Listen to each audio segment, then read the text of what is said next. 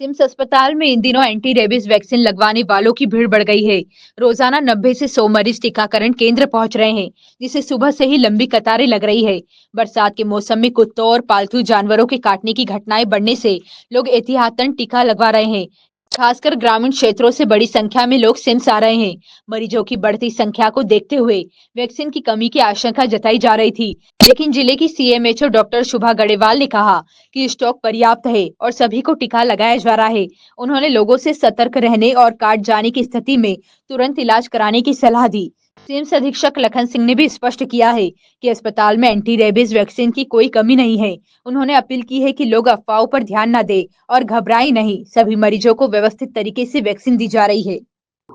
जैसे कि मैंने पहले भी बताया था कि एवरेज हम लोगों का 70 से 90 तक के, इवन कई बार 100 भी पहुंच जा रहे हैं हमारे एवरेज जो रेबीज के उसको जो इंजेक्शन लगाने आते हैं, उसमें से कम एवरेज पर डे 20 से 25 जो नए डॉग बाइट के केसेस आते हैं। बाकी तो हमारे जो रूटीन जो इम्यूनाइजेशन जो रूटीन वैक्सीनेशन रहता है वो रहता है। बट आप ये मान के चल रहे हैं कि वो इतने लोग इफेक्टेड हो रहे हैं पर डे। उपलब्धता है, रेबीज की पर्याप्त मात्रा में उपलब्धता है। और मेरे यहाँ ही नहीं, आप हर शासकीय संस्थान में मैंडेटरी रखना, वो सभी शासकीय अस्पतालों में एंटी रेबीज वैक्सीन और इम्यूनोग्लोबुलिन दोनों पर्याप्त मात्रा में उपलब्ध है।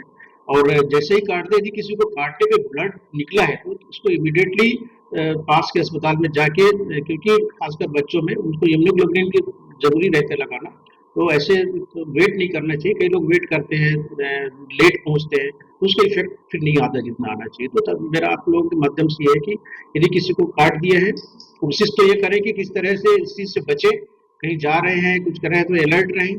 ज्यादातर डोमेस्टिक डॉग, देखो डोमेस्टिक डॉग हम लोग भी चलते फिरते, जब तक वो उनको डर नहीं रहता आपसे तब तक आपको काटता नहीं है। लेकिन वो लगता है कि ये मेरे को छेड़ेगा या फिर आप एक्सीडेंटली उसको वो कर लिए तो वो काटने का डर रहता है। लेकिन काट लिया है तो तत्काल अस्पताल पहुंचे उसको। इंजेक्शन उपलब्ध हैं जिन्हें जहाँ भी है लगाया जाए। एक मैम इसके रोकथाम के लिए क्या करना चाहिए, क्योंकि अभी शायद कुत्ते लोगों का गिर रहे थे, भी ज़्यादा काटने तक जाया जा रहा है, नियम देखा जा रहा है बहुत ज़्यादा। देखिए हम लोग इलाज कर सकते हैं, है ना। यदि कुत्ता काटने के बाद हमारे पास आया है तो हम उसको एंटी रेबीज वैक्सीन दे सकते हैं। मैम मुझे जानकारी तो जिला में कितना आ रहा है, अभी मेरे पास नहीं।